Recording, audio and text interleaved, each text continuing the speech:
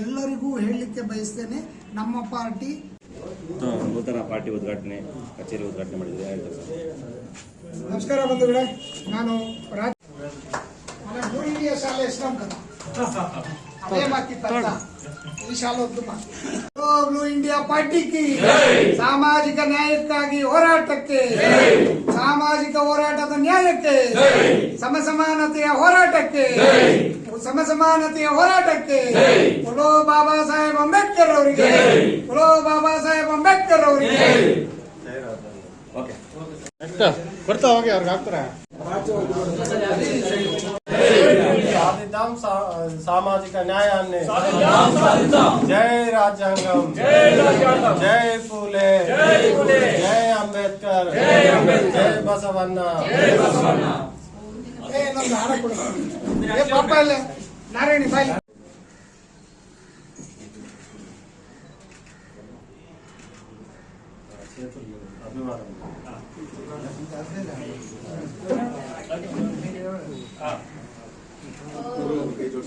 जय blue India party, जय blue India party, जिंदाबाद ब्लू इंडिया पार्टी की, जिंदाबाद ब्लू इंडिया पार्टी.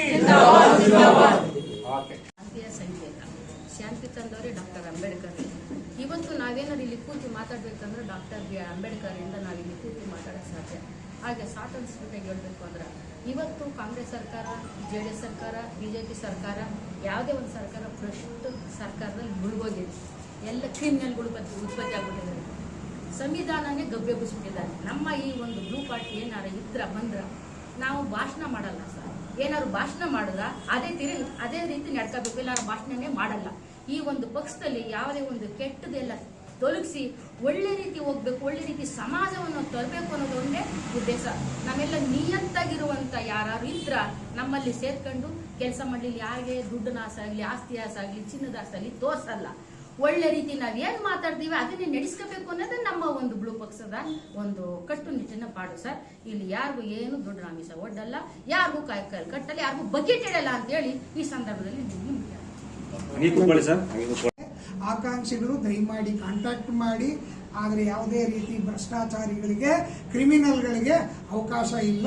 ಕೂಲಂಕುಷವಾಗಿ ಒಂದೇ ಸಾರಿ ಕಡಾಖಂಡಿತವಾಗಿ ನಾವು ಅಂಥವರನ್ನ ದೂರ. ಯಾಕಂದ್ರೆ ಇವತ್ತು ಎಲ್ಲ ಪಕ್ಷಗಳಲ್ಲಿ ನೀವು ಯಾವುದೇ ಪಕ್ಷ ತಗೊಳ್ಳಿ, ಇವತ್ತು BJP ತಗೊಳ್ಳಿ, ಹತ್ತತ್ರ 60% ಕ್ರಿಮಿನಲ್ಗಳೇ ಇದ್ದಾರೆ. ಇದನ್ನು ಹೊರತುಪಡಿಸಿ ನಾವೇನಾದರೂ ಒಂದು ಮಾಡಬೇಕಾಗಿದೆ. ಜನ ನಿರಾಸೆಯಿಂದ ಕಾಯ್ತಿದ್ದಾರೆ, ಏನೋ ಒಂದು ಬದಲಾವಣೆ ಆಗಬೇಕು ಅಂತೇಳಿ. ಅಂಥವರಿಗೋಸ್ಕರ ಈ ಒಂದು ಪಕ್ಷವನ್ನು ಯಾವುದೇ ಪಕ್ಷ ಹೊಂದಾಣಿಕೆ ಕರೆದ್ರೂ ಏನಾದರೂ ಯೋಚನೆ ಮಾಡ್ತೀರಾ ಸರ್? ಸರ್, ಹೊಂದಾಣಿಕೆ ಪ್ರಶ್ನೆ ಆಮೇಲೆ ಬರ್ತದೆ. ಮೊದಲಿಗೆ ಸಿದ್ಧಾಂತಗಳಿಗೆ ಒಪ್ಕೊಳ್ತಾರ, ಆ ನಂತರ ಹೊಂದಾಣಿಕೆ ಪ್ರಶ್ನೆ ಬರ್ತದೆ. ನಮ್ಮ ಸಿದ್ಧಾಂತಗಳಿಗೆ ಅವರು ಒಪ್ಪಲಿಲ್ಲ ಅಂತಂದ್ರೆ ಅವ್ರ ಸಿದ್ಧಾಂತಕ್ಕೆ ನಾವೇ ಯಾಕೆ ಹೋಗೋಣ? ನಮ್ಮ ಸಿದ್ಧಾಂತಗಳಿಗೆ ಅವರು ಒಪ್ಪಿಗೆ ಆಗೋದೇ ಆದರೆ, ಈಗ ನಾವು ಅಲ್ಲಿ ಹೊರಗಡೆ ಬೋರ್ಡಲ್ಲಿ ಹಾಕಿದ್ದೀವಿ, ಪುಲೆ, ನಾರಾಯಣ ಗುರು, ಬಸವ, ಬುದ್ಧ, ಅಂಬೇಡ್ಕರ್ ಅವರೇ ಮಾರ್ಗದರ್ಶಕರು. ಅದ ಸಂವಿಧಾನವೇ ನಮ್ಮ ಸಿದ್ಧಾಂತ.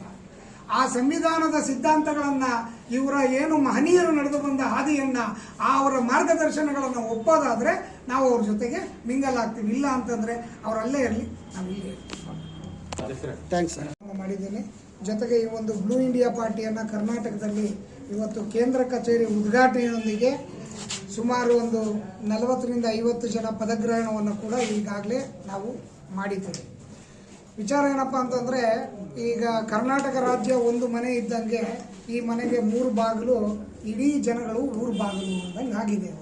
ಯಾಕಂದ್ರೆ 3 ಪಕ್ಷಗಳ ಭ್ರಷ್ಟಾಚಾರ ಮಿತಿಮೀರಿ ಹೋಗಿದೆ. ಜನಗಳ ಜೀವನ ಅಧೋಗತಿಗೆ ತಿರುಗಿದೆ. ಡೆವಲಪ್ಮೆಂಟ್ಗಳಿಲ್ಲದೆ ಯಾವುದೇ ರೀತಿಯ ಏನು ತಳವರ್ಗದ ಸಮುದಾಯಗಳಿಗೆ ಸಿಗಬೇಕಾದಂಥ ಸವಲತ್ತುಗಳು ಸಿಗದೆ ಇವತ್ತು ಏನಾದರೂ ವಂಚಿತವಾಗಿದೆ. ಹಾಗಾಗಿ ಅಂಥ ಒಂದು ಸಮುದಾಯದ ಎಲ್ಲರನ್ನ ಸೇರಿಸಿಕೊಂಡು ನಾವು ಈ ಒಂದು ಬ್ಲೂ ಇಂಡಿಯಾ ಪಕ್ಷವನ್ನು ಸ್ಥಾಪನೆ ಆಗಿದೆ. ಅಂದರೆ BC, SC ST ಜನಗಳೇ ಇರ್ತಕ್ಕಂಥ ಒಂದು ಪಕ್ಷ ಇದು. ಇಲ್ಲಿ ಯಾರೂ ಕೂಡ ಅಪ್ಪರ್ ಕಾಸ್ಟ್ ಅವರು ಇಲ್ಲ. ಈ ಒಂದು ಸಮುದಾಯದಲ್ಲಿ ಯಾರಾದರೂ ಶೋಷಿತರಿದ್ದಾರೆ ಅವರೆಲ್ಲರನ್ನ ಒಗ್ಗೂಡಿಸಿ ಮಾಡಿರ್ತಕ್ಕಂಥ ಪಕ್ಷ. ಉದ್ದೇಶ ಇಷ್ಟೇನೆ, ನಾವು ಸಮಾಜದ ನಿರ್ಮಾಣದ ಜೊತೆಗೆ ಎಜುಕೇಷನ್ ಮತ್ತು ಹೆಲ್ತನ್ನು ಕಂಪ್ಲೀಟ್ ಆಗಿ ಫ್ರೀ ಕೊಡಬೇಕು ಅಂತಕ್ಕಂಥ ಒಂದು ವಿಚಾರವನ್ನು ಇಟ್ಕೊಂಡು ಈ ಒಂದು ಪಕ್ಷವನ್ನು ಇವತ್ತು ಕರ್ನಾಟಕದಲ್ಲಿ ಸ್ಥಾಪನೆಯನ್ನು ಮಾಡ್ತಿದ್ದೇವೆ. ಇವರು ನಮ್ಮ ರಾಷ್ಟ್ರಾಧ್ಯಕ್ಷರು ಕೂಡ ನಮ್ಮ ಜೊತೆ ಇವತ್ತು ಬಂದಿದ್ದಾರೆ. ಜೊತೆಗೆ ಎಲ್ಲ ಬ್ಲೂ ಇಂಡಿಯಾ ಪದಾಧಿಕಾರಿಗಳು ಕೂಡ ಈ ಒಂದು ಕಾರ್ಯಕ್ರಮದಲ್ಲಿ ಭಾಗಿಯಾಗಿದ್ದೀವಿ. ಇವತ್ತು ನಾವು ಬ್ಲೂ ಇಂಡಿಯಾ ಅಂತ ಯಾಕೆ ಇದಕ್ಕೆ ಹೆಸರು ಬಂದಿದೆ ಅಂತಂದರೆ ಅದನ್ನು ಕೂಡ ವಿವರಣೆ ಹೇಳ್ಬಿಡ್ತೀನಿ. ಯಾಕಂತಂದರೆ ಮತ್ತೆ ಕನ್ಫ್ಯೂಸ್ ಆಗೋದು ಬೇಡ. ಬ್ಲೂ ಅಂದರೆ ಅನನ್ಯ, ಅಗಾಧ, ಅತೀತ ಅನ್ನೋ ಅರ್ಥ ಬರುತ್ತೆ. ಜೊತೆಗೆ ನಮ್ಮ ಭಾರತದ ತಿರಂಗ ಧ್ವಜದಲ್ಲಿ ಈ ಒಂದು ಅಶೋಕ ಚಕ್ರ ಏನಿದೆ ಅದಕ್ಕೆ ನೀಲಿ ಬಣ್ಣವನ್ನು ಹಾಕಿದ್ದೀವಿ. ಇದು ಸಮಾಜದ ಸಂಕೇತ, ಸಮಾನತೆಯ ಸಂಕೇತ. ಹಾಗಾಗಿ ಸಮಾಜದ ನಿರ್ಮಾಣಕ್ಕೋಸ್ಕರ ನಾವು ಬ್ಲೂ ಇಂಡಿಯಾ ಪಾರ್ಟಿ ಅನ್ನೋ ಹೆಸರನ್ನು ಈ ಒಂದು ಪಕ್ಷಕ್ಕೆ ಕೊಡಲಾಗಿದೆ. ಜೊತೆಗೆ ಈಗ ನಾವು ಇನ್ನು ಮುಂದೆ ಕರ್ನಾಟಕದ ಎಲ್ಲ ಎಲೆಕ್ಷನ್ಗಳಲ್ಲೂ ಕೂಡ ಭಾಗವಹಿಸ್ತೇವೆ. ಜೊತೆಗೆ ಭ್ರಷ್ಟಮುಕ್ತ ಆಳ್ವಿಕೆಯನ್ನು ಕೊಡೋ ನಿಟ್ಟಿನಲ್ಲಿ ನಾವು ಕೆಲಸವನ್ನು ಮಾಡಬೇಕು ಅಂತೇಳಿ ನಿರ್ಧಾರವನ್ನು ಮಾಡಿದ್ದೀವಿ. ಯಾಕಂದರೆ ನಿಮ್ಗೆಲ್ರಿಗೂ ಗೊತ್ತಿದ್ದೀವಿ ಇವತ್ತು ಎಲ್ಲ ರಾಜಕೀಯ ಪಕ್ಷಗಳು ಏನೇನು ಮಾಡ್ತಿವೆ ಅನ್ನೋ ವಿಚಾರ ನಿಮ್ಗೆಲ್ಲರಿಗೂ ಗೊತ್ತಿದೆ. ನನಗೆ ಒಂದು ಅರ್ಥ ಆಗಲಿಲ್ಲ ಏನಪ್ಪ ಅಂತಂದರೆ, ಇವತ್ತು ಏನು ಕೋಟಿ ಕೊಳ್ಳೆ ಹೊಡಿತಿರ್ತಕ್ಕಂಥ ಈ ರಾಜಕಾರಣಿಗಳ ಮಕ್ಕಳು ಅವರೇನು ಫಾರಿನ್ಗೆ ಹೋಗಿ ಸೆಟ್ಲ್ ಆಗ್ತಾರ? ಇಲ್ಲ. ಯಾವ ಈ ಸಮಾಜವನ್ನು ಭ್ರಷ್ಟಾಚಾರವಾಗಿ ಮಾಡಿ ಭ್ರಷ್ಟಾಚಾರದ ಕೂಪವಾಗಿ ಮಾಡಿರ್ತಕ್ಕಂಥ ಇದೇ ಒಂದು ಸಮುದಾಯದ ಜೊತೆಗೆ ಅವ್ರ ಮಕ್ಕಳು ಕೂಡ ಬದುಕಬೇಕು. ಹಾಗಾಗಿ ಇದರ ಅಭಿವೃದ್ಧಿ ಮಾಡಿದ್ರೆ ಮುಂದೆ ನನ್ನ ಮಕ್ಕಳು ಚೆನ್ನಾಗಿರ್ತಾರೆ ಅಂತಕ್ಕಂಥ ಐಡಿಯಾಲಜಿನೇ ಇಲ್ಲದೆ ಇಡೀ ಒಂದು ಸಮುದಾಯವನ್ನು ಭ್ರಷ್ಟದ ಕೂಪವನ್ನಾಗಿ ಮಾಡಿಟ್ಟಿದ್ದಾರೆ. ಇದರ ಬದಲಾವಣೆಗೆ ಮೊಟ್ಟ ಮೊದಲನೇ ಹೆಜ್ಜೆಯನ್ನು ನಾವು ಇಡ್ತೀವಿ ಅಂತ ನಾನು ಹೇಳಲಿಕ್ಕೆ ಬಯಸ್ತೇನೆ. ಸರ್, ಈಗ ಒಂದು ಪಾರ್ಟಿ ಕಟ್ಟಬೇಕು ಅಂದ್ರೆ ಸಂಪನ್ಮೂಲದ ಇದು ಇರುತ್ತೆ ಸರ್, ಇದರಲ್ಲಿ ಹಾಗೆ ಆಗಲ್ಲ ಸರ್. ಈಗ ಏನಾಗಿದೆ ಅಂತಂದ್ರೆ ಎಲ್ಲ ಪಾರ್ಟಿಗಳು ಹಣದ ರಾಜಕೀಯವನ್ನು ಮಾಡ್ತಾ ಇದೆ. ಇದನ್ನು ಹೊರತುಪಡಿಸಿ ನಾವೇನಾದರೂ ಒಂದನ್ನು ಮಾಡಬೇಕಾಗಿದೆ ಇವತ್ತು. ಯಾಕಂತಂದ್ರೆ ಯಾವ ವ್ಯಕ್ತಿ ತನ್ನ ಓಟನ್ನು ದುಡ್ಡಿಗೋಸ್ಕರ ಮಾರ್ಕೋತಿದ್ದಾನೆ ಅವನೇ ಮೊದಲನೇ ಭ್ರಷ್ಟ. ಕುಡಿದ ಮತ್ತಿನಲ್ಲಿ ನಾನು ಯಾರಿಗೆ ಓಟ್ ಹಾಕ್ತಿದ್ದೀನಿ ಅಂತ ಗೊತ್ತಿಲ್ಲದೆ ಓಟ್ ಹಾಕ್ತಾನಲ್ಲ ಅವನೇ ಮೊದಲನೇ ಭ್ರಷ್ಟ. ಅವನನ್ನು ಬದಲಾವಣೆ ಮಾಡಬೇಕಾಗಿದೆ. ಆ ನಿಟ್ಟಿನಲ್ಲಿ ನಾವು ಈ ಪಾರ್ಟಿ ಕೆಲಸ ಮಾಡ್ತೇವೆ. ಮತ್ತು ನೀವು ಜನಗಳನ್ನ ಯಾವ ರೀತಿ ನೀವು ಒಂದು ಸ್ಪಂದನೆ ಮಾಡ್ತೀರಾ ಸರ್? ಸರ್ 100% ಈಗ ಆಲ್ರೆಡಿ ನಾವು ಸಾಕಷ್ಟು ಸಂಘಟನೆಗಳನ್ನು ಜೊತೆಗೆ ತಗೊಂಡಿದ್ದೀವಿ. ಅವರುಗಳಿಗೆ ನಮ್ಮ ಆಲೋಚನೆಗಳನ್ನು ವಿಚಾರವನ್ನು ಮುಗಿಸಿದ್ದೀವಿ. ಎಲ್ಲರನ್ನೂ ಜೊತೆ ಕರ್ಕೊಳ್ತಾ ಇದ್ದೀವಿ. ಈಗ ಏನಾದರೆ ಈ ಕರ್ನಾಟಕ ಸರ್ಕಾರದಲ್ಲಿ ಅಹಿಂದ ವರ್ಗಗಳಿಗೆ ಏನು ಅನ್ಯಾಯ ಆಗಿದೆ, ಅವರವರ ಏನು ಪಾಲುದಾರಿಕೆ ಇದೆ, ಶೇಕಡಾವಾರು ಯಾವ್ಯಾವ ಕಮ್ಯುನಿಟಿ ಎಷ್ಟೆಷ್ಟಿದೆ, ಅವರಿಗೆ ಏನು ಇವತ್ತು ಎಲ್ಲ ರಂಗಗಳಲ್ಲೂ ಸಾಕಷ್ಟು ಜನ ವಂಚಿತರಾಗಿರ್ತಕ್ಕಂಥವ್ರು ಇದ್ದಾರೆ. ಹಾಗಾಗಿ ಅವರು ಎಲ್ರಿಗೂ ಸಿಗಬೇಕಾದಂಥ ಪಾಲುಗಾರಿಕೆ ಶೇಕಡಾವಾರು ಅವರ ಜಾತಿ ಜನಗಣತಿ ಪ್ರಕಾರ ಏನು ಶೇಕಡ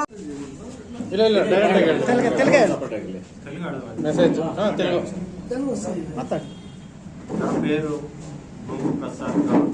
నేను బ్లూ ఇండియా పార్టీ జాతీయ అధ్యక్షుడిని. బ్లూ ఇండియా పార్టీ 2023 అక్టోబర్ నెలలో రిజిస్ట్రేషన్ని కంప్లీట్ చేసుకోవడం జరిగింది ఢిల్లీ ఎన్నికల కార్యాలయంలో. తెలంగాణ రాష్ట్ర అసెంబ్లీ ఎన్నికల్లోనూ, మహారాష్ట్ర అసెంబ్లీ ఎన్నికల్లోనూ, అదేవిధంగా ఢిల్లీ అసెంబ్లీ ఎన్నికల్లో కూడా బ్లూ ఇండియా పార్టీ అభ్యర్థులు పోటీ చేసి ఉన్నారు. అదేవిధంగా ఆంధ్రప్రదేశ్లో కూడా పార్టీ విస్తరించి ఉన్నది.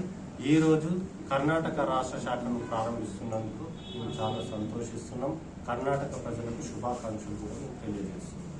ఇన్ని రాజకీయ పార్టీలు ఉండగా బ్లూ ఇండియా పార్టీ ఎందుకు స్థాపించాల్సి వచ్చింది అన్నప్పుడు, ఈ దేశాన్ని పాలించిన కాంగ్రెస్, బీజేపీ కానీ, ఈ రాష్ట్రాన్ని పాలించిన జేడీఎస్ కానీ సామాజిక న్యాయాన్ని ఈ ప్రజలకు అందించలేకపోయింది.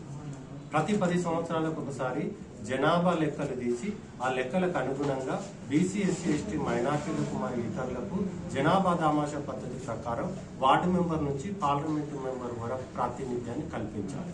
అప్పుడు అధికారంలో న్యాయాన్ని అందించినట్టయితే. ఈ రాజకీయ పార్టీలు ఏది చేయలేదు. రేపు బ్లూ ఇండియా పార్టీ చేయడం కోసమే మేము స్థాపించినాం.